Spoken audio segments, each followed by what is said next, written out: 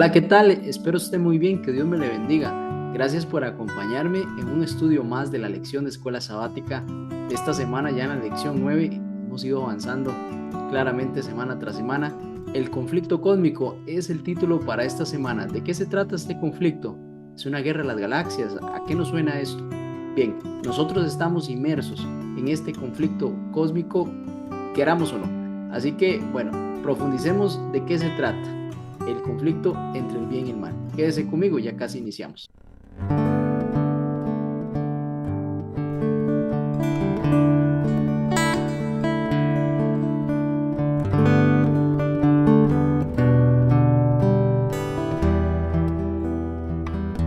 Gracias por continuar. Iniciemos con una oración. Te damos muchas gracias, Padre, por una nueva oportunidad de estudiar tu palabra. Tu misericordia se renueva día con día.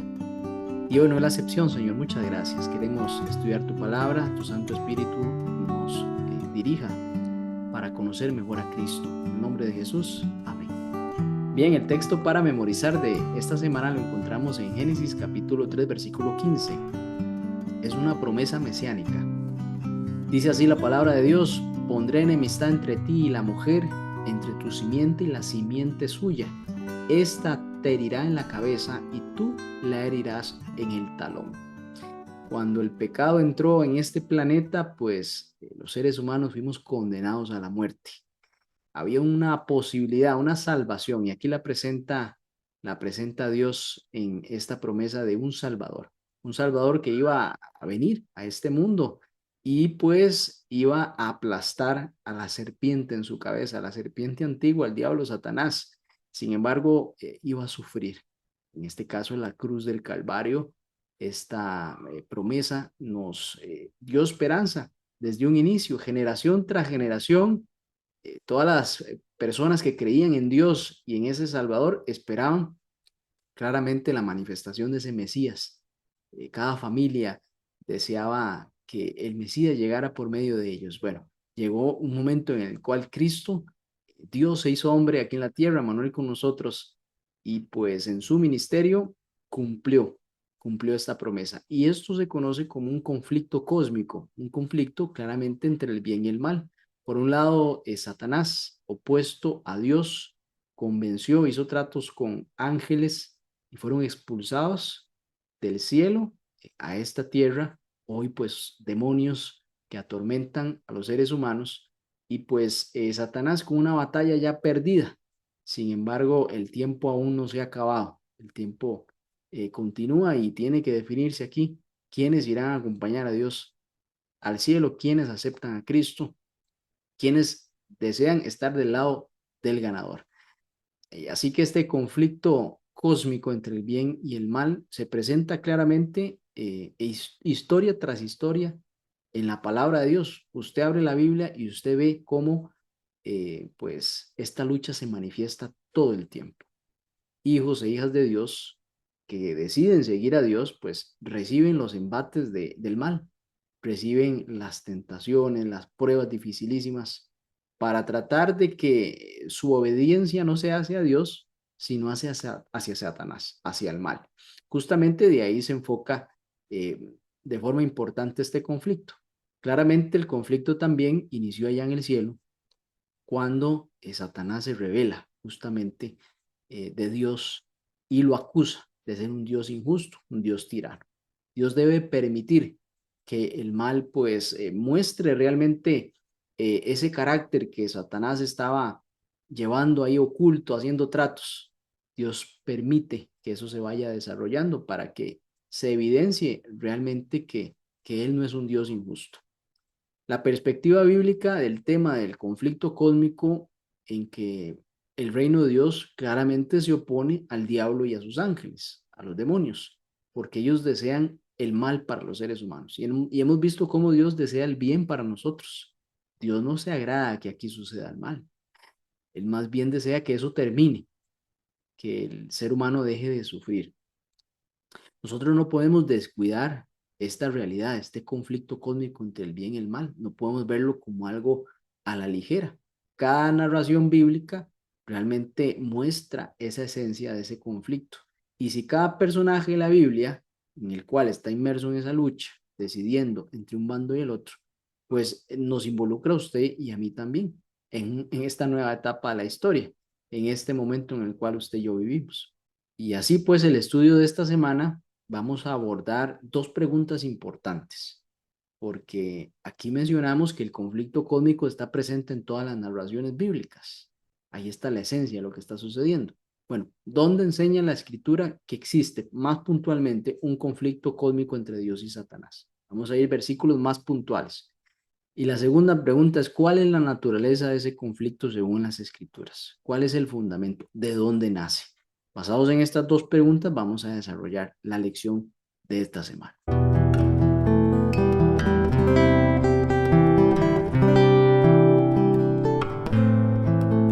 Bien, vamos a leer Mateo capítulo 13, versículo 24 al 27.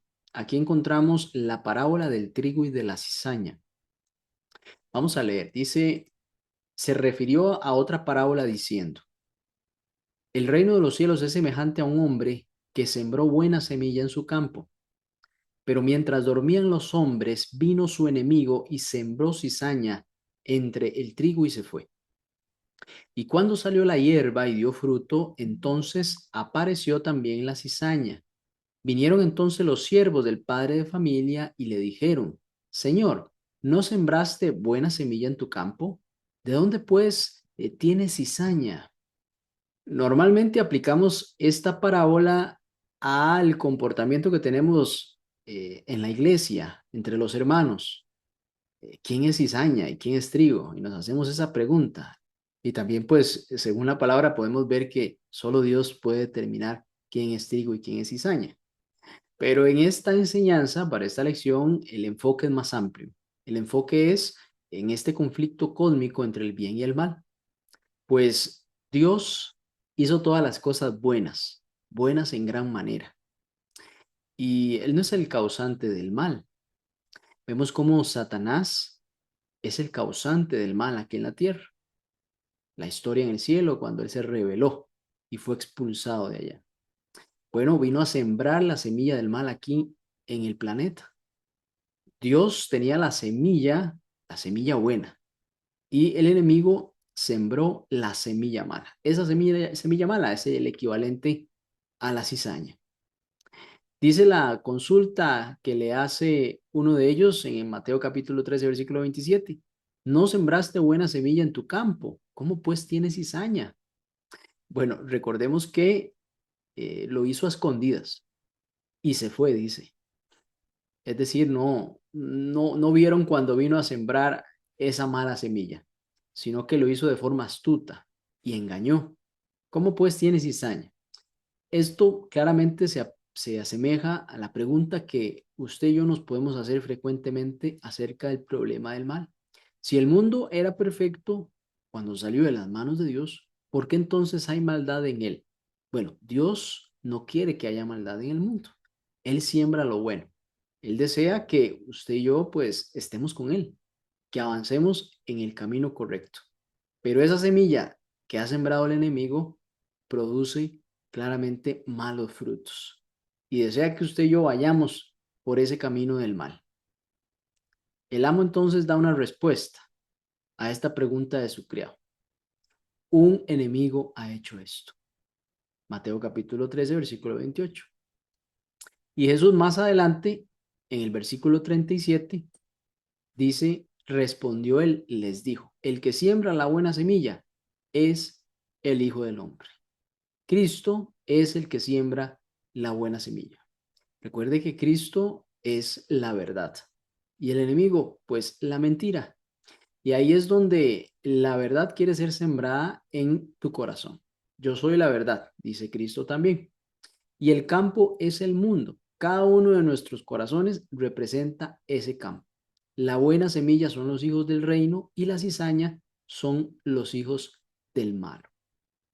El enemigo que la sembró es el diablo. La siega es el fin del siglo y los segadores son los ángeles. Y la respuesta del amo hacia quien le hace la pregunta genera otra pregunta. Le dice, ¿quieres entonces pues que vayamos y la arranquemos? En otras palabras, ¿Por qué no desarraigamos el mal inmediatamente? Quitémoslo de en medio, si está haciendo daño.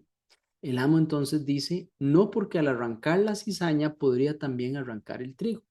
Dejen que crezca lo uno con lo otro hasta la cosecha, que es el fin del tiempo. Cuando llegue el momento de cosechar, yo les diré a los segadores, que son los ángeles, que recojan primero la cizaña y la aten en manojos para quemarla, y que después guarden el trigo en mi granero. Según esta parábola, podemos confiar y creer que Dios va a erradicar finalmente el mal. En algún momento llegará. Ahí dice, en el fin del siglo. Pero desarraigarlo antes de tiempo lo que provocaría serían daños irreversibles y más bien perjudicarían al bien.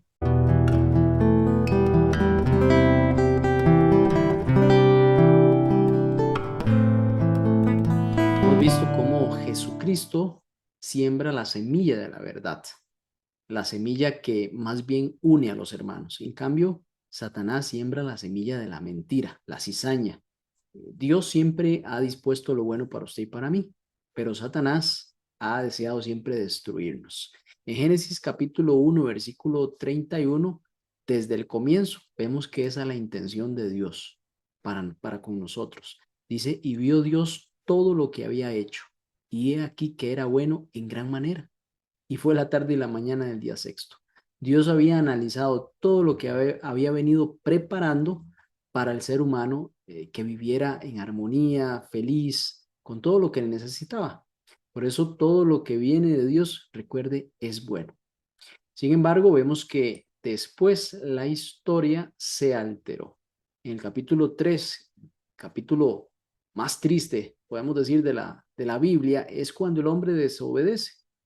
Desobediencia del hombre se titula este capítulo, y vemos cómo Satanás, en forma de serpiente, la serpiente dice que era astuta, más que todos los animales del campo que Jehová Dios había hecho, la cual entonces le dijo a la mujer. Y aquí empezamos con un detalle importante. ¿Cuál es? Ese diálogo que tuvo Eva con la serpiente no debió darse. Era importante que Eva se mantuviera con su esposo, con Adán.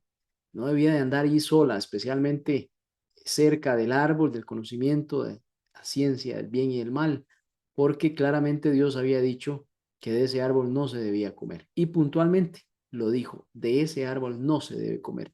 No era un árbol que al azar iba a estar ahí en cualquier momento encontrárselo, sino que era un árbol que Dios había identificado claramente. Bueno, ahí estaba Eva y entabla esta conversación y dice la serpiente: con que Dios os ha dicho no comáis de todo árbol del huerto. ¿Cómo era eso posible que Dios hubiese dicho eso? ¿Cómo iban a alimentarse Adán y Eva si Dios les dice que de todo árbol no debían comer? Claramente esta era una estrategia de la serpiente para meter a Eva en la conversación y entablar una serie de argumentaciones que la serpiente iba a ir acomodando conforme esa conversación iba a ir avanzando. Dice aquí la mujer, claramente le replica negándole esa situación. Dice, del fruto de los árboles del huerto podemos comer, pero el fruto del árbol que está en medio del huerto, dijo Dios, no comeréis de él ni le tocaréis para que entonces no mueran. Note que, como le mencioné, ese árbol estaba claramente identificado y ahí estaba Eva. Interesante que estuviera ahí sola, ¿no?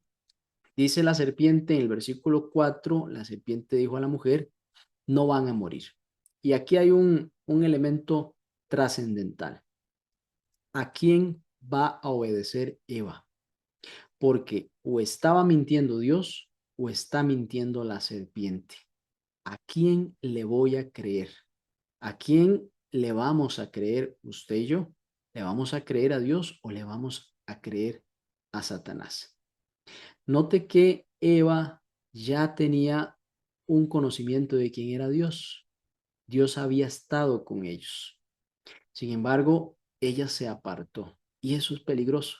Después de haber pasado tiempo con Dios, en el momento en que nos apartamos, es el momento en que podemos caer. No importa cuánto tiempo hayamos estado con Dios anteriormente, cuánto pudimos haber contado, compartido. Nos apartamos y esto le pasó a Eva.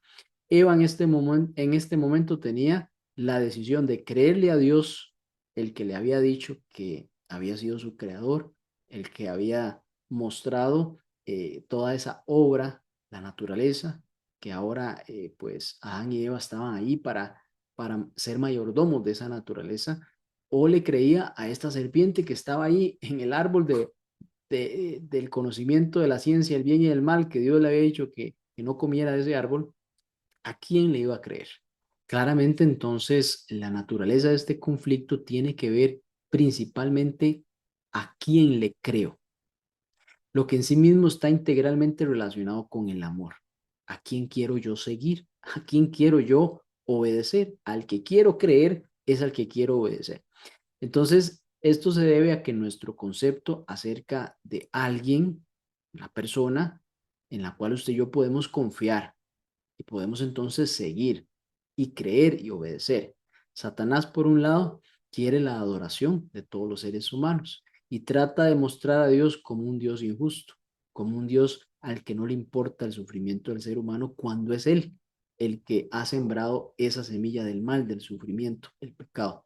Si por Él fuera, ya nos hubiera destruido. Pero Dios, en su misericordia, envió a su Hijo amado Cristo Jesús a sembrar la palabra de vida en cada uno de nuestros corazones. Por eso vemos también Génesis 3:15. Ahí está la declaración que iba a venir el Hijo del Hombre, Jesucristo, el de la simiente que iba a venir a aplastar la cabeza de esa serpiente y darnos a nosotros la victoria.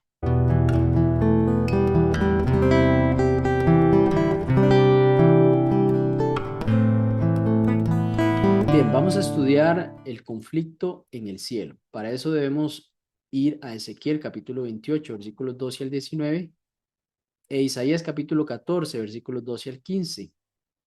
Nos menciona el versículo 12 que Lucifer era sello de la perfección, lleno de sabiduría y acabado en hermosura. Tres características tenía Lucifer. Además, nos menciona que tenía una vestimenta de piedras preciosas. Ahí usted puede listar en este versículo 13 cuáles eran esas piedras. Cuando este ser fue creado, habían primores de tus tamboriles y flautas estuvieron preparadas para ti en el día de tu creación. Fue un momento importante. Y vemos cuál era la posición de Lucifer en el cielo. Era un querubín grande y protector. Ostentaba una posición importante. Yo te puse en el santo monte de Dios, ahí en medio de la santidad de la gloria de Dios estaba este ser, ahí estuviste y en medio de las piedras de fuego te paseabas. El 15 nos refuerza algo importante, dice que era perfecto en todos sus caminos desde el día en que fuiste creado, pero dice hasta que se halló en ti maldad. Y este es algo que se llama el misterio de la iniquidad. Cómo este ser, en medio de esa perfección, esa santidad, se halló en el maldad. Bueno, dice que a causa de la multitud de sus contrataciones, empezó a hacer negociaciones con los ángeles, tratos, ofrecimientos para ir en contra del gobierno de Dios, ir en contra de la autoridad de Dios y poner a Dios como un Dios tirano. Dice que fuiste lleno de iniquidad por esta razón y entonces y pecaste. Este es el momento en que nos registra el primer momento en el cual un ser pecó, Lucifer, y después de eso, después de una lucha que se dio, dice que te eché del monte de Dios y te arrojé de entre las piedras de fuego, oh querubín protector, como lamento, ¿no? El 17 nos dice por qué sucedió esto.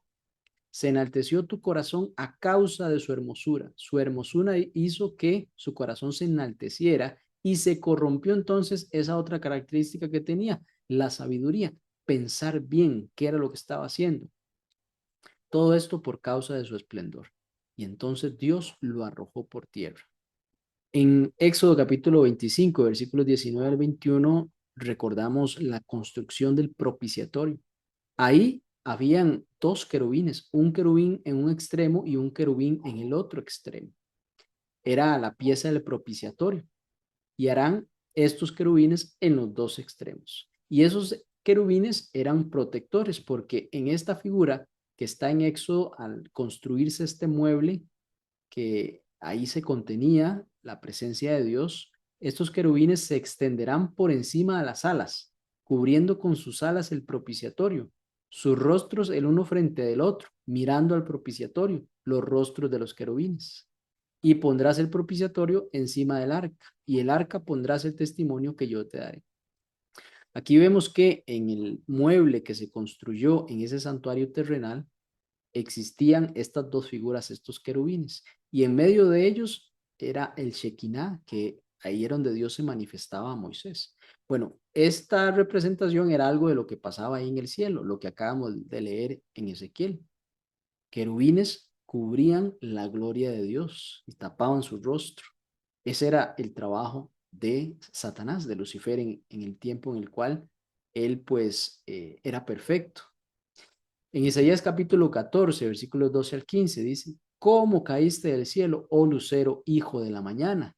Cortado fuiste por tierra, tú que debilitas a las naciones, tú que decías en tu corazón, subiré al cielo, en lo alto, junto a las estrellas de Dios, levantaré mi trono. Aquí está el pecado de Satanás. A causa de su hermosura, él quiso suplantar a Dios. Subiré al cielo en lo alto, junto a las estrellas de Dios, levantaré mi trono y en el monte del testimonio me sentaré a los lados del norte. El trono de Dios está a los lados del norte. Sobre las alturas de las nubes subiré y seré semejante al Altísimo. Mas tú derribado eres hasta el Seol, a los lados del abismo. Las intenciones de este ser no era querer parecerse a Dios, porque esa puede ser nuestra meta, claro está, sed perfectos como vuestro Padre es perfecto, que está en el cielo. No, él quería suplantar a Dios en el cielo, quería derribar el trono de Dios y él estar en lugar de Dios. Así que esta fue la situación que sucedió en el cielo. Vemos cómo este ser decidió por el mal en un misterio. Realmente esto pues no tiene una explicación, se dan razones y fundamentos, pero el por qué en medio de esa perfección, esa santidad se dio, pues es un misterio. Según Isaías capítulo 14, como vimos, Satanás o Lucifer decidió exaltarse y hacerse semejante a Dios. Aquí pues claramente con el versículo de Ezequiel lo complementamos, donde dice que se enalteció tu corazón a causa de su hermosura. Esto debería haberlo llevado más bien a glorificar a Dios. Y esto es algo muy interesante para la aplicación nuestra, pues vemos cómo Satanás quiso sustituir a Dios consigo mismo. Y eso es algo que nos pasa o nos puede pasar a nosotros, el sustituir el yo en lugar de Dios. Este comportamiento que tuvo Lucifer es algo que usted y yo debemos de cuidar, porque este ser quiso suplantar a Dios consigo mismo. ¿Cuántas veces nosotros quitamos a Dios de primer lugar y nos ponemos nosotros? Estamos suplantando a Dios. Eso era lo que quiso hacer Lucifer, quitar a Dios y ponerse él como su propio Dios y que todos pues le adoraran. Bueno, nosotros podemos también caer en el error de suplantar a Dios y ponernos nosotros en el trono, quitando a Dios en esa posición que él tiene como Dios creador, soberano, redentor sobre nuestras vidas y nosotros decidir sobre nosotros mismos sin considerar lo que Dios quiera. Eso pues es similar a este comportamiento, querer suplantar a Dios con nosotros mismos.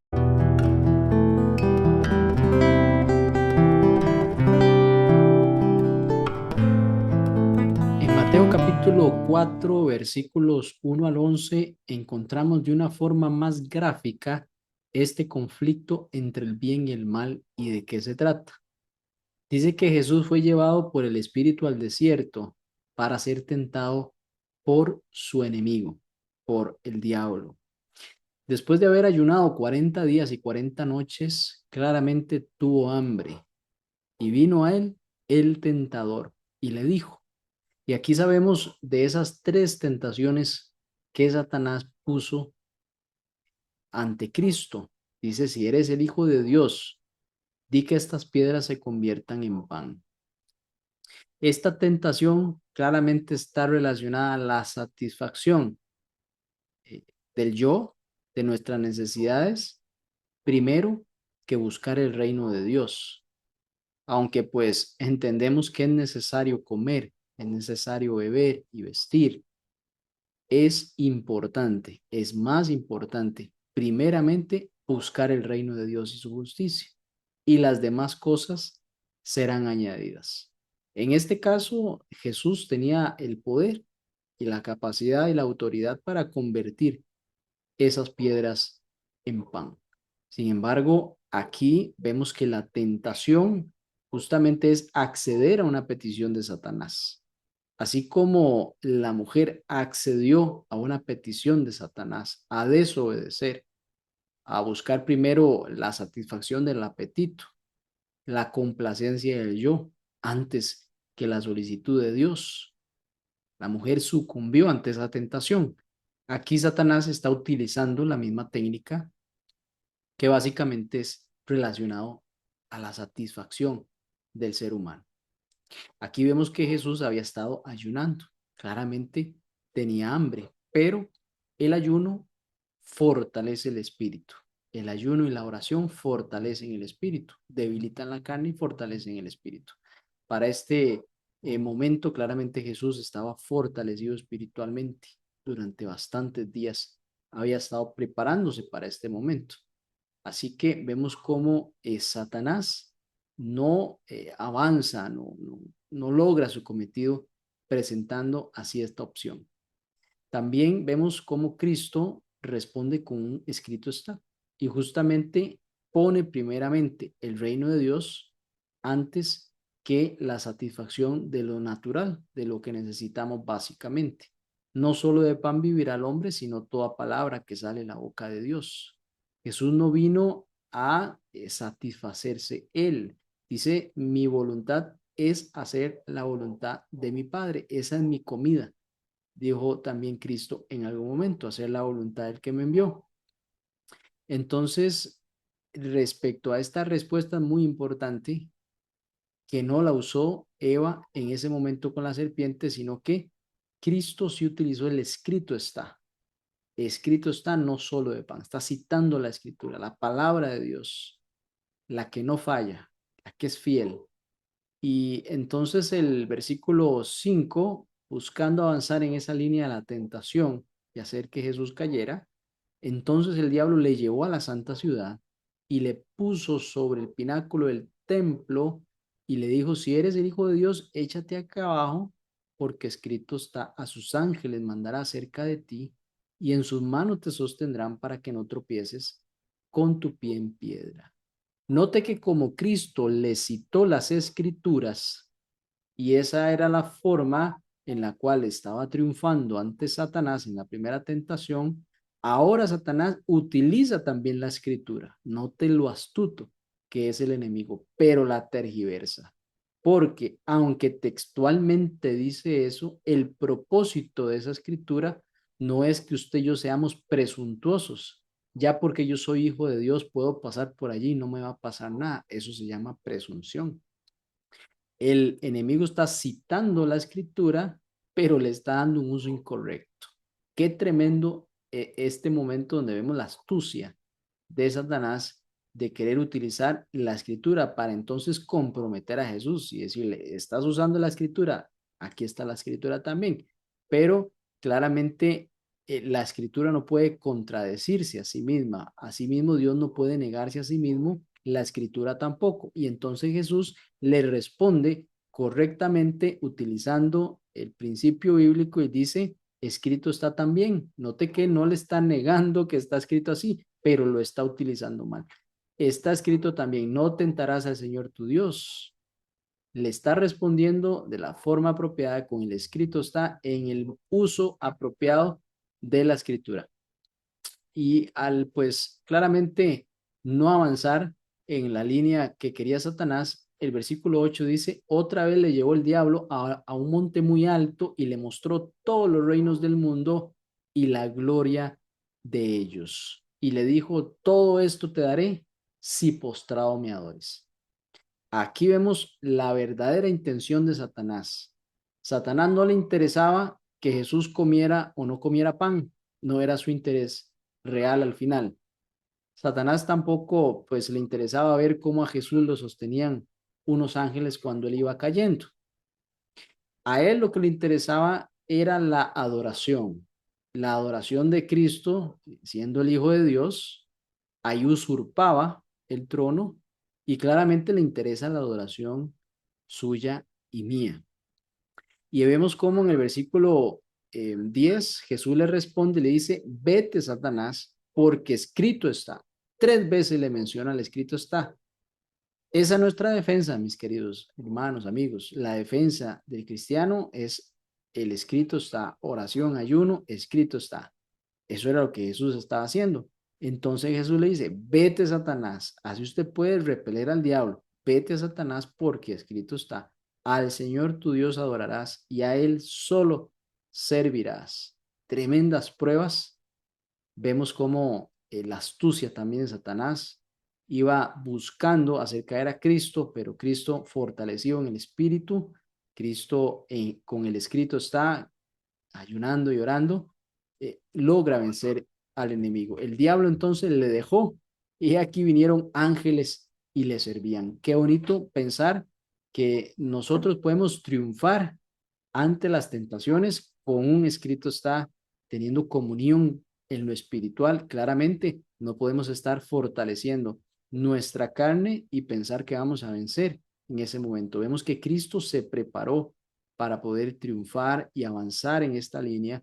Claramente estaba debilitado en su cuerpo, pero fortalecido en su espíritu. Y note que esta forma en la cual Satanás buscó tentar a Jesús es la misma que usted y yo enfrentamos hoy. Primera de Juan, capítulo 2, versículo 16 dice, porque todo lo que hay en el mundo, los deseos de la carne, los deseos de los ojos y la vanagloria de la vida, no provienen del Padre, sino del mundo. Estos 3 elementos que utilizó Satanás con Cristo son los mismos que está mencionando aquí el apóstol Juan. Deseos de la carne, deseos de los ojos y vanagloria de la vida. Por eso debemos de tener una comunión con nuestro Padre diariamente y buscar a Jesús como nuestro ejemplo.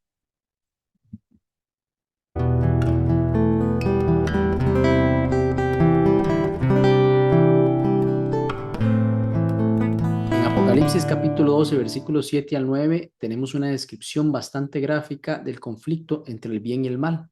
Así como vimos a Jesús siendo tentado en el desierto y Satanás buscando que le adorare, aquí vemos esta gran batalla que se dio en el cielo por querer usurpar el trono de Dios. Miguel y sus ángeles luchaban contra el dragón y luchaban el dragón y sus ángeles, pero no prevalecieron ni se halló ya lugar para ellos. Y fue lanzado fuera el dragón, la serpiente antigua que se llama Diablo y Satanás, el cual engaña al mundo entero. Fue arrojado a la tierra y sus ángeles fueron arrojados con él. Note la característica principal de Satanás, engaña al mundo entero. Así como engañó a Eva y buscó engañar a Jesús, busca engañarlo a usted y a mí. Es especialista en engaño. Por eso en Juan capítulo 8, versículo 44-47, los fariseos estaban buscando ocasión de hacer caer a Jesús, darle una trampa. Bueno, aquí él les dice que vuestro padre es el diablo porque los deseos de vuestro padre queréis hacer. Él ha sido homicida desde el principio y no ha permanecido en la verdad, porque no hay verdad en él. Cuando habla mentira, habla de lo suyo, porque es mentiroso y padre de la mentira. En cambio, Cristo dice, y a mí, porque digo la verdad, no me creéis. Vemos cómo este conflicto cósmico se va mostrando en diferentes partes de la escritura, aquí en la tierra, pero también en el cielo. ¿Cómo es posible que este conflicto se dé? Alguien puede hacer la pregunta. ¿Cómo podría entonces alguien oponerse a este Dios omnipotente? Si nuestro Dios es todopoderoso, ¿cómo es que Satanás puede pensar que va a prevalecer contra él? Si el conflicto cósmico fuera una cuestión únicamente de poder, ya habría terminado antes de empezar, porque Dios es todopoderoso. Debe ser entonces este conflicto de otro tipo, de otra naturaleza. Por eso las escrituras nos revelan que el conflicto es más en torno al carácter de Dios. Es un conflicto acerca de las acusaciones que son difamatorias hechas por el diablo contra Dios en el sentido de que el Señor no es totalmente bueno, que es autoritario, que su ley es impuesta por la fuerza y que Él no es amoroso. Tales afirmaciones no pueden ser contrarrestadas mediante el poder o usando la fuerza. sino comparando los dos caracteres en pugna, y esto únicamente se puede dar durante el tiempo. Vamos a leer El conflicto de los siglos, página 488. En su actitud para con el pecado, Dios no podía sino obrar con justicia y verdad. Satanás podía hacer uso de armas de las cuales Dios no podía valerse, la lisonja y el engaño. Satanás había tratado de falsificar la palabra de Dios y había representado, de un modo falso, su plan de gobierno ante los ángeles, sosteniendo que Dios no era justo al imponer leyes y reglas a los habitantes del cielo, que al exigir de sus criaturas sumisión y obediencia, solo estaba buscando su propia gloria. Por eso debía ser puesto de manifiesto ante los habitantes del cielo y ante la de todos los mundos que el gobierno de Dios era justo y su ley perfecta. Satanás había dado a entender que él mismo trataba de promover el bien del universo. Todos debían llegar a comprender el verdadero carácter del usurpador y el propósito que lo animaba. Había que dejarle tiempo para que se diera a conocer por sus actos de maldad. Por eso, el plan de Satanás ha sido desde el principio hacer creer no solo a los seres humanos, sino también a los ángeles, que Dios no es realmente justo y amoroso, y que su ley entonces es opresiva y perjudicial para usted y para mí. Por eso no es de extrañar que Jesús se refiriera, como vimos en el versículo anterior, al diablo como un mentiroso, como el padre de la mentira. Por el contrario, Jesús vino para dar testimonio de la verdad y entonces contrarrestar estas mentiras y calumnias de Satanás para derrotar y en última instancia destruir al diablo y su poder. Y en este conflicto entre el bien y el mal, Satanás ha tergiversado la verdad, lo continúa haciendo. Él falsifica todo lo que es verdad. Él busca que le adoremos, que le sigamos, que le creamos. Tergiversa el carácter de Dios. Presenta a Dios como un Dios desinteresado de su sufrimiento y el mío, cuando es Él, Satanás, el que provoca el mal que usted y yo hemos atravesado y el mal que vemos en este mundo. Que en este conflicto cósmico entre el bien y el mal, escojamos el bando correcto. La invitación es aceptar a Cristo, vencer las tentaciones, seguir adelante en este proceso, en este camino de santidad, conociendo a Cristo, recibiendo su Santo Espíritu, dándole a otros el conocimiento también de Cristo, que existe un Salvador. Y esa batalla también involucra nuestro corazón. ¿A quién queremos servir? ¿A quién queremos creerle? ¿A quién queremos adorar? Escojamos a Cristo, escojamos el camino de la salvación y no la mentira, sino la verdad. Vamos a orar para finalizar. Padre Santo, ayúdanos, Señor, a discernir con claridad cada decisión de nuestra vida para tomar el camino correcto, para ser parte del bando ganador. Ya Cristo venció en la cruz. Estamos esperando que venga por segunda vez, para de una vez por todas el mal sea erradicado. Te lo pedimos en el nombre de Jesús. Amén. Hasta pronto, nos vemos la próxima semana, si Dios así lo permite.